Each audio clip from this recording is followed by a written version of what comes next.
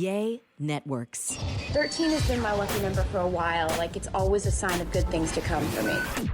This is 13, a Taylor Swift fan podcast, breaking down every song, every Easter egg, every era, and every theory. Hosted by the biggest Swifties, Nick Adams, Anna Szabo, Amy Nichols, and Lacey Gee. Welcome to 13, a Taylor Swift fan podcast. My name's Nick Adams. I'm Anna. Amy. And I'm Lacey Gee. And the Chiefs won the Super Bowl. What do you know? It is a few days late. Please excuse our tardiness. But we got stuff going on. Chill. And Stay out of our if DMs. this is your first time hearing that the Chiefs won the Super Bowl, then what have you been up to? But it was really great. Did everybody watch the big game? Yeah. Everyone watched Yes. it? It was a long one. I think this was the first time I actually paid attention to a Super Bowl game. You know, I know that there's a lot of haters for Taylor Swift right now, and everyone's saying she's ruining the NFL. The NFL is so thrilled and so happy with Taylor Swift because I would assume a large part due to Taylor's presence at the game. It was the largest audience for a Super Bowl in history. It was the largest audience for any TV event in the U.S. since we landed on the moon. Thank Just you, goes- Taylor. yeah, just goes to Unbelievable. show. Yeah. And, of course, the demographics for new viewers, younger viewers, female viewers are just skyrocketing right now. Oh, absolutely. And dads are grateful for it because now their Absolutely. daughters are into football, and it's just creating this whole new bonding experience that wasn't there before. Yeah, and husbands too. Right before the Super Bowl, I had told my husband Ryan, I was like, I'm actually kind of sad that football season's going to be over. And he stopped in his tracks. He goes, never in my life have I heard you say that. And I was like, yeah, well, it's now I was actually You invested. interested and invested. And so I think he had a great time. And he tells me random football stuff now, and I know, and I come to him with random football stuff now. It's nothing but greatness. Do you understand the game now? There's a lot of rules, which is another thing Ryan said. He was like, life would have been a lot easier for me if Taylor dated a basketball player because the game is just easier to understand. He was saying out of all sports, football is probably the hardest to learn when it has all the different rules and different strategies and different players and different positions, and it's a lot. So no, I don't fully understand it, but I feel like I can watch and kind of know what's going on. But I've just had so much fun. Because there was a brand new rule in effect that happened at the end of the game. And I don't quite understand it, but people at the party I was at was talking about it. How there was, do you know what I'm talking about, Nick? With overtime? Yeah. I don't know. I know that there was new rules. I don't really know what was old, what's new. I just knew that it was a little bit new, and the 49ers may have misunderstood the new rules, and that may have cost them the game. Is that what you're referring to? I guess. Yeah. I just know that my friends were super excited, and I want to say mansplaining, but I still don't get it, so it wasn't really mansplaining. Is it Maybe mansplaining it was just, if you don't know it and someone's just explaining it to you? I don't know. I don't know. I'm just being a Well, hater. But So, hold on. I'm not saying mansplaining doesn't exist. It definitely does. Yeah. So what's the difference between if I were to just mansplaining explain- and explaining. but if I was to explain something versus mansplaining, is there a difference? No, you are correct. Am I allowed to inform you guys about anything, or is anything I say No. mansplaining and No, rude and you're correct. condescending? Mansplaining is when a man tries to explain something that a woman already knows. Mhm. Okay. Or when a man tries to explain something, for example, about the female body. Or you know what I mean? It's Okay. all right, Okay. But in the case where a man is explaining something, that doesn't necessarily make it mansplaining. Uh-huh. So Does it come with the caveat of a condescending tone or a typically. or a I know more than you vibe versus I'm just trying to be helpful? And sometimes I feel like, to me, it happens a lot when I say something and a man repeats it back to me as if I didn't just say that exact same thing. That would also be mansplaining. Or, well, this isn't mansplaining, but I hate it whenever someone asks you the same question but rephrases it because they want a different response.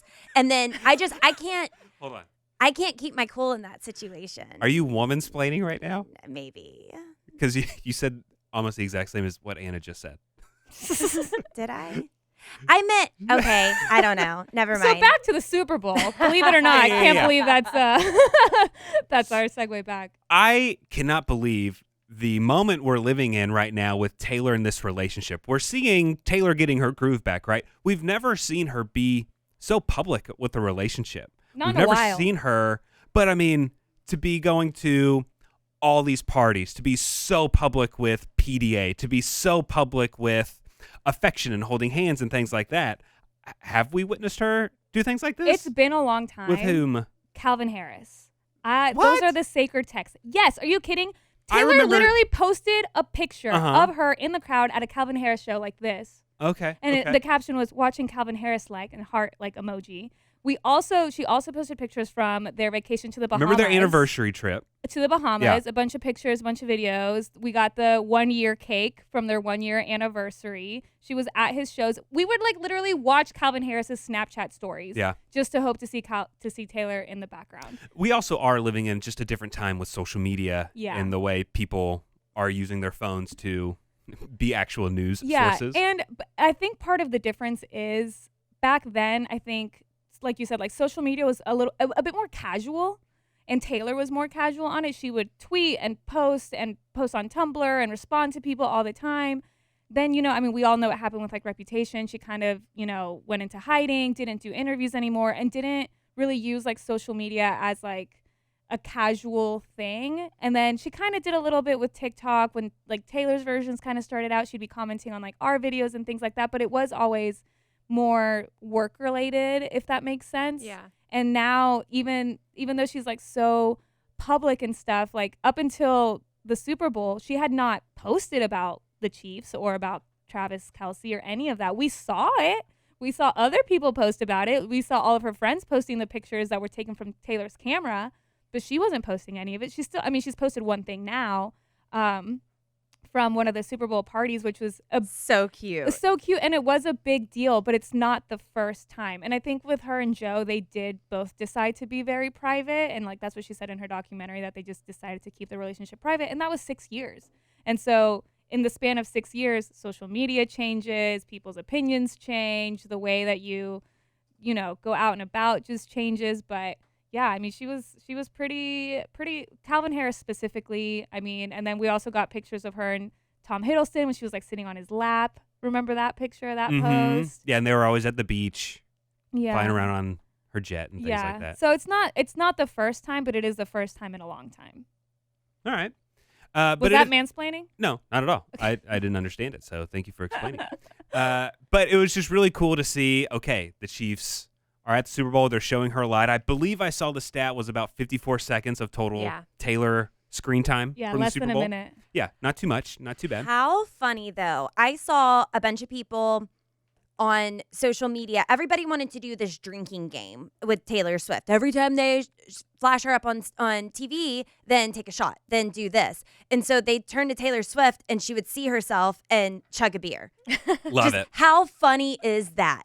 I love it. She was beating everybody to the punch. I mean, love it was it. just one time, but still, I love her sense of humor. And I do love the comparisons of Taylor Swift's suite to other celebrities. I don't have to say who the other You celebrities were. don't. They were boring. But the other ones just looked so bored. And Taylor and Blake Lively and Miles Teller and his wife and everyone that was there. And Ice Spice. So fun. They are having a Jason. party. Yeah. Jason was there who, Yeah. I think Travis and Kelce certainly won the Super Bowl overall. But, man, Jason Kelce, he's very close second place to just winning overall. Oh, yeah. Just the fun of the Super Bowl. And I have to say, I also absolutely adore Jason Kelce's wife, Kylie Kelce. She's the best. She is so wonderful. I love her. So she's a diehard Eagles fan, which is a team that Jason plays for. And she has like said on the record that she will never wear another team's colors or another team's like gear, jersey, like whatever, because she's a diehard Eagles fan. She said even if Jason switches teams, she said I would wear the Kelce name, but I wouldn't wear the team because she's a diehard Eagles fan. So even at the Super Bowl, she was wearing a red like shirt from I think the college that Jason went to, but it wasn't a Chiefs shirt. And then she was also wearing like I think another red shirt to like something else, but it was merch from the New Heights podcast. It wasn't Chiefs related. And I think on their podcast, Jason had said like that he told Kylie like Travis is family, like it's okay, like you can wear Chiefs stuff like to the Super Bowl. And she was like, I'm not doing it. And she's also really superstitious. And so when the game was getting really, really close at the end, one of her superstitions is that she can't watch. Like, she can't even watch it on the TV, can't watch it in person. So one of her friends posted a video of her literally facing a wall. Like, at the very end, she's like not watching. And you see Taylor's security guy next to her just like trying so hard not to laugh because she's like, I'm not watching. So I love that Taylor dating Travis has introduced us to the Kelsey family and also to Kylie Kelsey, because I just absolutely adore her. So after the game, we see this great moment between Taylor and Travis. They hug, they're kissing, they're being all lovey-dovey. It was great. It was wonderful. Shared on social media. Then a few days later, we get the audio of what they were saying, because Travis has a microphone on, and they will use that in clips later on down the road. And that's very common, by the way. Yeah, very common. Like, very common for the players to be mic'd up at post. It's called being mic'd up. Yeah. And so you get a lot of really fun sideline interactions, and so you get Taylor and Travis exchanging these sweet words together right after Travis wins the Super Bowl. Thank you for coming, baby. I cannot believe that. Thank you. I can't believe you. Thank you for the support. How did you Thank you for coming. Thank you for making it halfway across the world. You're the best, baby. Oh my God. The absolute best. Was it electric? It was unbelievable. Wow. I got the SwifTEA zoomies. That is just so cute. It's the most adorable thing ever. Unbelievable. And also another thing that we have to talk about. Yeah, Taylor Swift is a really great musician. She sings and everything like that. Travis has been doing quite a bit of singing himself. And every time he sings, he's up on the podium. They cut the camera to Taylor, and she's just smiling and being supportive. Some people are sick calling it the ick, but I don't think so. I don't think it's the ick. I don't think she has the ick. Yeah, it might be the ick if you're not in this situation, but you're on the field. You just won the Super Bowl. You just won the biggest trophy that you can win in sports. Yeah, you're excited. And Travis gets up on stage and does this. Y'all hear this? We've been fighting for all right all day. How about a little Viva Las Vegas? Viva Las Vegas! Viva! Viva Las Vegas! I love it. Does he always speak in song lyrics after a win? Because they set him up for this. I mean, they were trying to get him to do the fight for your right to party. Yeah. So I don't know if this is something he's well known for, if it's something he's just picked up in the last couple of games or not. But he's that fun guy. Yeah, and he's so they having want to fun. come. Yeah. Mm-hmm. They want to come to him. They want to hear what he has to say. He's the party animal, and they had a parade in Kansas City for them, and Travis has been having a few drinks, and he gets on the mic, and here he is singing again. I want everybody a part of this thing. If you know this song, sing along. Blame it all on my roots. I showed up in booze and ruined the Niners affair. And he keeps going, and he's looking at his phone. His phone is 3 inches from his face, and he's reading lyrics and not really getting them correct. But again, he's having a blast, celebrating with his boys. That's what you do. He dates Taylor Swift for one season, and suddenly he's a singer. But I also loved all of the footage and videos that we were blessed with from the after party. Oh, it's the best. Oh, my God. So the Chiefs had an after party, and Post Malone performed at the after party, and there's videos of Taylor, like, singing every single word to Post Malone. And then the Chainsmokers were DJing, and I think it was like right when Travis like came out of the bathroom or something, they played "You Belong with Me" or "Love Story," one of the two. And so it was "You Belong with Me." And so Travis goes up to the DJ booth and like performs almost like with the Chainsmokers, looks back at Taylor, like sings to her, and then she's in the crowd with her drink, and she's like, "You belong with me." And it was just so cute to see, but also so wonderful to know that Taylor Swift got to experience being drunk at a club when a Taylor Swift song comes on.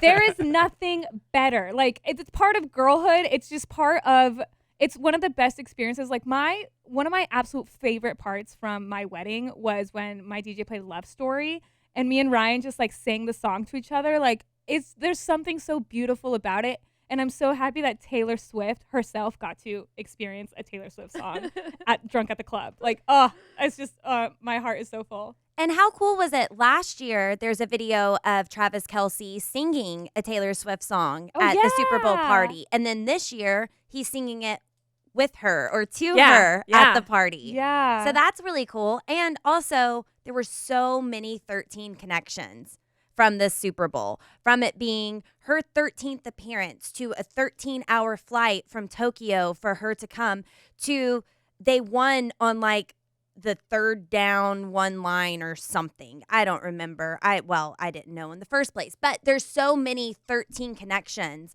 from this Super Bowl win. So all the Swifties were just like, I knew it. Look at that Tay Voodoo working again. But the Tay Voodoo is getting out of hand. It's crazy. When they were at the club singing Love Story to each other, it was like 3 years to the day that we got Love Story Taylor's version.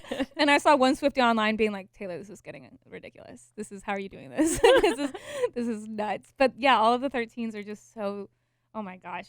I crazy. loved that, yes, we get all this wonderful footage of them being cute and flirty with each other at the club, but isn't it great to know that Taylor now knows what her boyfriend is up to in the club? Because before, her boyfriend was in the club doing I don't know what. But now she knows what he's up to. And it's hanging out and singing Taylor Swift music. Yeah. Isn't that great? It is.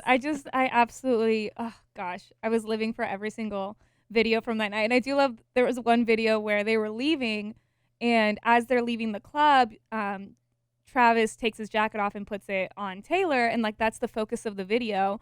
But then right behind them, you see Jason Kelce stumbling, and he's wearing this like Nacho Libre luchador mask. Yeah, and so he's like stumbling in his overalls with his mask, like almost falling into the bushes. And it's like somebody said that it looks like a clip from Ryan Reynolds' new movie about like imaginary friends. Yeah, like it looks like Taylor and Travis are like the real people, and he's like the imaginary friend behind them. It was so funny. There's so many. There's another video of Taylor and Travis there, smooching and stuff, and then the camera pans over to the DJ booth with the Chainsmokers, and Travis like has his foot up on the console, and he's just like gyrating and having a blast. It's wonderful. And she's to have loving the drunk it. uncle there. And Taylor's loving it. Like I think she's absolutely loving having this just like outgoing, extroverted, party, like strong, successful man, and his family is just fabulous. Like She's on top of the world, and so is he. They're so great. Power couple for sure. I love them. So way to go, Chiefs. All right, moving on. We had our own little Super Bowl about Taylor Swift songs. Yes, we had our Swift Bowl, the first ever 13 podcast Swift Bowl. We each picked a Taylor Swift album, and then from that album, we picked songs that battled head to head in a bracket. And then it was up to our listeners to pick who would ultimately win. So at the end of it, in our finals, we had All Too Well 10-minute version versus You're on Your Own, Kid. Mm-hmm. And I thought it was going to be a little bit closer than it actually was. Okay. We posted the poll on our Instagram at the 13 Podcast, and the results for the first ever 13 Podcast Swift Bowl with 63%. Ooh. All Too Well 10-minute version. Way to go. Congratulations, Amy. That was your pick. I did see a lot of comments that maybe it should not be on the same level with other songs. Like it should just be it's just its own category. Yeah. But we'll do it again. Yeah, we should. Yeah. We should do it again. Do something similar. Yeah. And do we leave All Too Well in consideration? Take it out completely? I think so. Okay. Because it was already the champion. You're right. Yeah. You know. So What? So the Chiefs can't play in the next Nope. Super Bowl? Sure can. Valid. Okay, so switching gears yet again. Taylor is not done, so she was in Japan. She flew all the way to Vegas. Now she flew all the way over to Australia. And Taylor's performing 3 nights in Melbourne, Australia. And we got to pick some surprise songs here. Mm-hmm. So before we get to that, let's go over what she's saying in Tokyo and see if any of us got any points. Yeah, she did 4 nights in Tokyo. And across the board, 0. Ooh, Not a bummer. single one of us guessed a song that was played, which was going to be tough to do because she said that she was resetting the surprise songs. Yeah, so we have all the songs to choose from. But looking back on her choices, they did make sense. Yeah. So the first night in Tokyo, she did Dear Reader, which was just so beautiful. I tuned in just in time for her to perform it. And it makes sense because she just announced the Tortured Poets Department, Dear Reader, The End of Midnights. It was perfect. So she paired that with Holy Ground. None of us guessed that. Night 2, she did Electric Touch, which now, hearing how often Travis Kelce uses the word electric, I wonder if that's why she picks that. But I don't know. Paired that with Eyes Open. Amy, what did you think of the performance? Wonderful. Beautiful. Loved it. And then night 3, she did Superman and The Outside. And then night 4, she did Come In With the Rain and You're On Your Own, Kid. So you said that there were reasons for her picking, or she seemed to have an order, because I thought it seemed completely random. I mean, I think it's random, but I think she did You're On Your Own, Kid on the last night because of the friendship bracelets, and it was right when she was about to head out to the Super Bowl. I think she did Dear Reader because, she's getting into TS11. I thought she did Electric Touch because of Travis Kelce using the word electric. I don't think it was like, she never said that. That's just that's what I thought. Okay. All right. Well, I like you putting that together because for me, I was like, which made it even harder to guess this week. Last week was completely random. Now this week, I'm like, based on last weekend, I don't know. I'm kind of going with the Nick Adams theory. I'm playing this because, like, no specific reason. Yeah, just because it seemed random to me. And my personal feelings is I think that a lot of her, at least surprise song choices, are just because she wants to do it. I think every now and then there might be a random connection to a city or something that she'll throw in. But I think a lot of times it might just be what she's feeling. Like, okay, it's about time to play something from 1989 in a surprise song set because I haven't in a while or something like that. That's just my personal opinion. But when she's in Melbourne, Australia, she's probably going to be playing in front of the biggest audience she's ever performed in front of. The Melbourne Cricket Ground, which is where she's performing this weekend, they are predicting over 260,000 people over 3 nights are going to see Taylor Swift. That's an average of about 86,000 people a night. Wow. And Ed Sheeran performed in this stadium not too long ago, and he performed with 109,000 people. That's crazy. And that was just on one night that Ed did it. Really? Crazy. Huge stadium. Huge. So, should we try and start guessing our surprise songs? Yes. All right. So, I'm going to predict that on Friday night, February 16th, that on guitar, Taylor is going to play Mean because it has the living in a big old city. I think she's going to somehow tie this into, wow, look at this huge crowd. They said I couldn't do it, and here I am performing in front of my biggest crowd ever. And she'll laugh during football game. There you go. And then I think she's going to follow that up on piano with Clean. Ooh. Because she's in a new relationship. She's clean of the past. Oh, I love that. Now it's all good. She's looking towards the future. Lacey? Okay, so for Friday, February 16th, it is a 112-day theory that lands on 112 days. Is she going to do something? I don't necessarily think so, but she knows the rumors. So I think she's going to kick it off with Crazier. Oh, I would love that. I love that song. I want her to perform it, and I think that would kind of feed into the frenzy, especially whenever she ends it with Glitch. Is anything going to happen? I don't think so. I don't. I'm a clown. I don't think there's going to be any sort of announcement, but it is a 112-day theory. We'll see what she does. Crazier and Glitch. The Tortured Poets Department is throwing off the 112-day theory. I don't know. Yeah. I just know that this does fall on it. Cool. Watch something happen just because it's the one time that you're like, I don't think anything's going to Yeah. Yeah. Well, and, there is no explanation. There's only reputation. So it could happen. People are wondering if she's still going to do drops in the meantime. And I do have a fun theory I'll share at the end. Ooh. But, yeah, that's all I have for Nick Adams' birthday, Woohoo. Friday the 16th. I was going to pick Gorgeous for you, Nick, but then I got way too much into it. So, yeah. But happy birthday to you. Thanks. Yeah. Appreciate it. Amy, what songs is she playing for my birthday? I was doing a lot of research on Melbourne. It's a big coffee city. And I'm like, why am I doing this? Why am I researching? I'm just going to pick songs that I like. I picked Peace and Clean, which have nothing to do with coffee. Okay.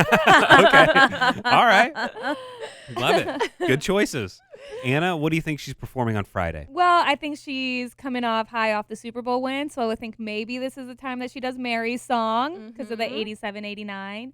And just because our friend Vinoj is there, I'm going to put Mr. Perfectly Fine. Oh, fun. Let's hope so. Hoping that he gets it this time around. When he went to the Eras Tour in Pittsburgh, he missed it by one day. So I'm just going to put it into the energy for him to get it this time. I wanted to guess that for you too, Mr. Perfectly Fine 13. And I wanted to make guesses for Nick Adams' birthday. But I also want to win. So I went a different direction, but have so much fun at your show tonight. She does gorgeous. I'm going to laugh so hard. So, Saturday predictions. What's Taylor Swift going to be performing in her surprise song set? I am going to predict that she's going to sing Begin Again because she's got a new thing going on. She's watching this whole thing begin again. And then I think on piano, she's going to have a lot of fun with a lot of the new haters that have come around lately. And she's going to perform I Did Something Bad. And from what I could find, she never performed that during the first leg in the surprise song set. So it was the only song from Reputation she hasn't sung yet on the Eras Tour. So I think right now with all the hype, I think this is a good time to play I Did Something Bad. It's a good pick. Lacey? All right, Nick. So for Saturday, I saw the cutest TikTok, and this is from Ben Fernley. He has a surprise song guess, and just because the cuteness of it, I have to pick it. Not sing, should have said no when she's in Australia. It is such a missed opportunity. Can you imagine like a whole stadium full of Australian Swifties being like, should have said no, should have gone home. It needs to be one of the surprise songs. No. I love that so much. Yeah, so in honor of that, because that would just be so stinking adorable. Should have said no. No. Should have said no. That's so cute. And because she is in her feels after such a iconic win and just a wonderful weekend with her boy, I think she'll play Sparks Fly. That's a good guess. All right, Amy, what you thinking for Saturday? I have It's Nice to Have a Friend and Sweet Nothing. Two of my favorites. Love it. All right, Anna, Saturday. For Saturday, I have an idea that was given to us by Mr. Perfectly Fine 13, our friend Vinoj. Me, because you can't spell Melbourne without me. And then also, I think because she is in a very lovey-dovey stage with Travis, I'm going to say Timeless. Ooh, good one. All right, so let's move on to Sunday, her final night in Melbourne. Or is it Melbourne? Melbourne? I feel like I'm overpronouncing the O when I say Melbourne. I only said Melbourne because that's how Melbourne. you guys said Melbourne. it, but I've always said it Melbourne. Melbourne. I don't know the answer. Melbourne. Okay. Well, on her last night on this stop in the tour, I think on guitar, she's going to have a blast. She's in a huge stadium. One of the absolute best bangers that she has is New Romantics. New Romantics on guitar. And then on piano, she's going to do False God. Oh. Yeah. That'd be so good. Yeah. Did All she right. do that one? Has she done that one already? I don't remember. think so. Oh, I'm going to have to look that up. So for Sunday, I have Taylor Swift looks at her calendar and realizes, oh, it's National Red Sock Day. So she's going to sing Red. Great. It's also National Drink Wine Day, Ooh. but I think she's going to sing Clean. Maroon would be the obvious one, I think. But I think she's going to do Clean You guys- just to kind of change it up. So you guys all have Clean. Should I add Clean? Nope. You can't change yours. I mean, you could and... No, I won't. Okay. Is it my turn? Yes. It's yes. your turn, Amy. I have Last Kiss and Would've, Could've, Should've. Ooh. Yeah. It was It was a little turn from my lighter songs that I chose All right. earlier in the weekend. Anna. For no real reason. I just really do think she's just in such a lovey stage. So I have This Love and Daylight. Ooh. Good ones. Awesome. No Clean? Should I? No, Y'all I'm are just- making me feel I'm just pressured. kidding. I thought you were going to say that. For no particular reason, Clean. I'm kind of surprised you haven't said Haunted yet. There's a reason for that. Oh, okay. The reason? No, I was waiting for someone to ask. Oh, okay. I need every single Swiftie who listens to this podcast to hold hands and manifest with me that she plays Haunted in Dublin when I am there. What? Okay? Yes. When did this happen? Did I not tell you? No. Oh, surprise! Yes, Ryan and I are going to Ireland. We're going to Dublin to see Taylor Swift. Wow. Yeah, I was able to get tickets, and with our job with the morning show, it's really, really hard to take time off. But I was able to get tickets, and it just so happens to fall on the 1 week of vacation that we get. And Ryan has been wanting to go like overseas. We wanted to go to Europe. We wanted to go somewhere for our 1-year wedding anniversary, which is July 1st. And so I was able to get tickets to see Taylor in Dublin. So we're going to start in Dublin. We're going to do Ireland. We're going to go to London. We're going to do a whole trip out of it. So I am putting every single drop of SwifTEA magic into the manifesting that Taylor plays Haunted in Dublin when I'm there. I've got my fingers crossed for you. So the end of June is when you'll be there. Cool. Yes. So super excited to see Taylor again, to go to Ireland for the first time. I've never been. And I'm hoping she does Haunted then. But yeah, that's why I haven't that's why I haven't said it. Because if she plays it like the night before, I'm going to cry. I know, it'll be a Mr. Perfectly Fine situation. I know. So fingers crossed. Also, you guys, we haven't decided on a punishment for this leg of our game. What do y'all want to see me do? I mean, it's really anyone's game. No one has points True. yet. Something that our listeners have suggested that I think we all kind of liked was the loser has to spend a whole episode speaking in only Taylor Swift lyrics. I love this idea. Love it. I think that's fun. Someone else suggested something that I think we could still do on top of whatever we do is the loser has to find 13 small businesses to support and or donate to or just acknowledge for Swifties to know about.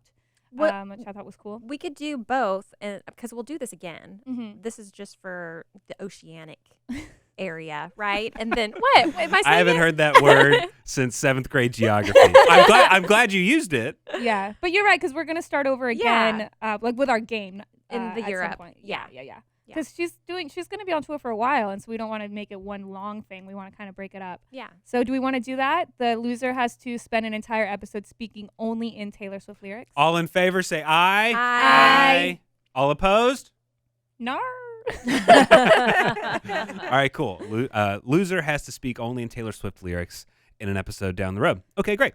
So, Lacey, you said you had a theory. Yes, because Swifties are always expecting what's next, what's happening. She just announced TS11, the Tortured Poets Department, and everyone's still making connections. Is she going to drop more in the meantime? Is Reputation going to come? Is she going to repeat the order that it was supposed to be with Karma and Reputation? And someone on TikTok, the Fluent Project, noticed a lot of references to 12 that has them wondering. About the clock. So there's been clocks everywhere for a while now, and we all thought it was because of midnights.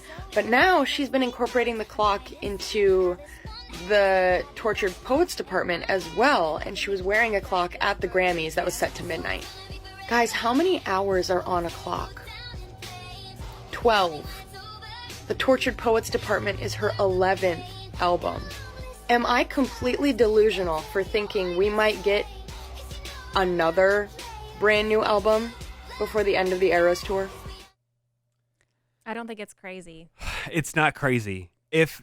I thought it would be crazy to release a new album in the middle of the tour, but she's doing that. Yeah. So any other thoughts about releasing new music? It can certainly happen. I just can't rule anything out. Yeah. Because Taylor's absolutely unstoppable, as we've seen, and any single time that we've doubted anything, she does it anyway. So anything is possible. Her final show on the books for now is December 8th, 2024. So do we think she's going to release another album, another brand new album between now and then in the end of the year? Either that or announce it. Yeah, anything is possible. She could at least announce it to release right when the tour ends. Mm-hmm. I mean, I'm very excited for the Tortured Poets Department. Don't get me wrong. I'm very, very excited about it. But seeing how absolutely happy she is with Travis right now, I can't wait to hear those songs. Like the songs that she writes inspired by what she's going through right now. Yeah. And I can only imagine she's probably already pen and paper.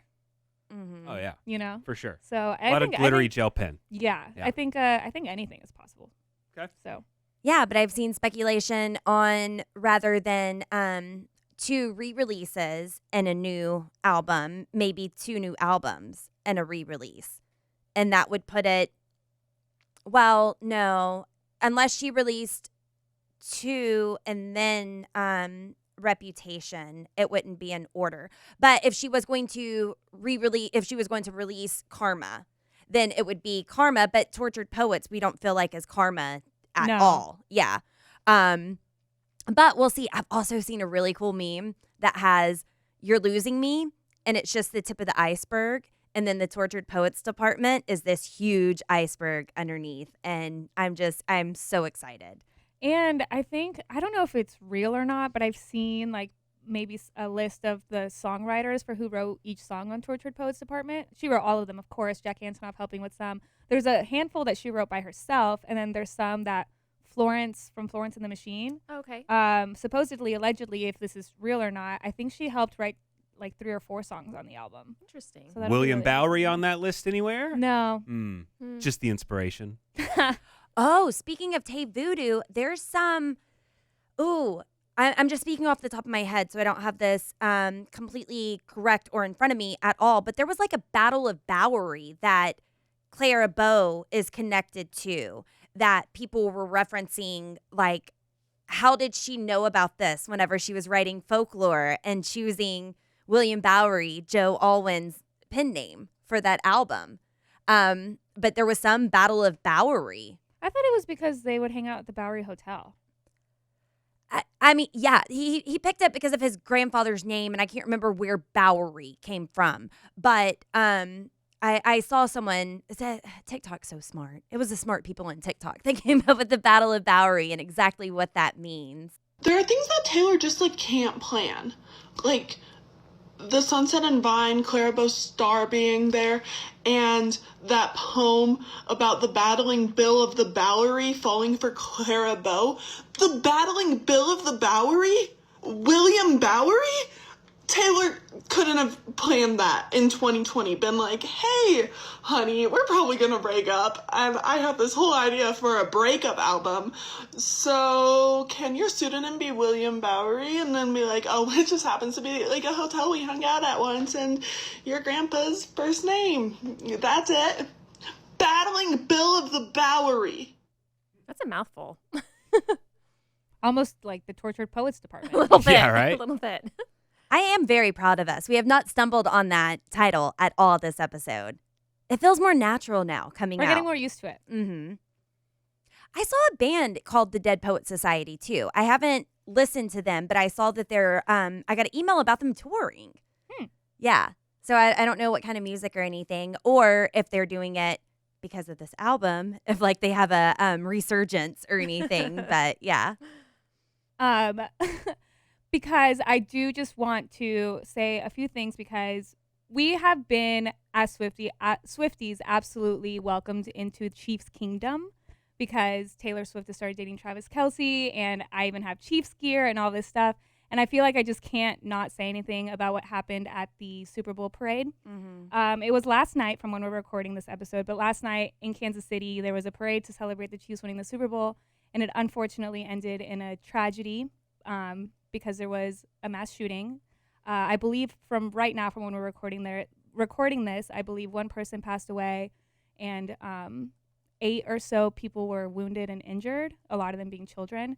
And it just really is so heartbreaking because like over the last few months, I feel like Kansas City has absolutely shown so much love to Swifties, to Taylor Swift, and even at the parade yesterday from early on, I was seeing so many videos of people being like, Taylor Swift, like Swifties, like so excited. And I remember I was watching the videos yesterday being like, oh my gosh, it would be so incredible to be in Kansas City right now, celebrating, being surrounded by so much love. And then for a moment, a day like that to just end so tragically, it was just absolutely heartbreaking. So I just wanted to send our love to anybody that was there, anybody that was affected by it, anybody that had family there. But I also want to just say thank you so much to anybody in Kansas City and in Chiefs Kingdom for always having our back, and y'all are just absolutely in our hearts right now because I can't just not acknowledge that happened, especially after the absolute love that the people of Kansas City have shown us. So Yeah. I just wanted to mention that. I don't want to end on such a sad note, but it was a very sad thing that happened. So 3 suspects were taken into custody, and 2 of them are juveniles. The one person who was killed was a DJ, host of Taste of Tejano at her local radio station. Her name was Lisa Lopez Gallivan, and she was killed. So just so sad, so awful that happened in such a loving city, like you said, Anna. Thanks for listening. The Third Teen, a Taylor Swift fan podcast. Subscribe for free and leave a positive review on Apple Podcasts, Spotify, or Google Podcasts.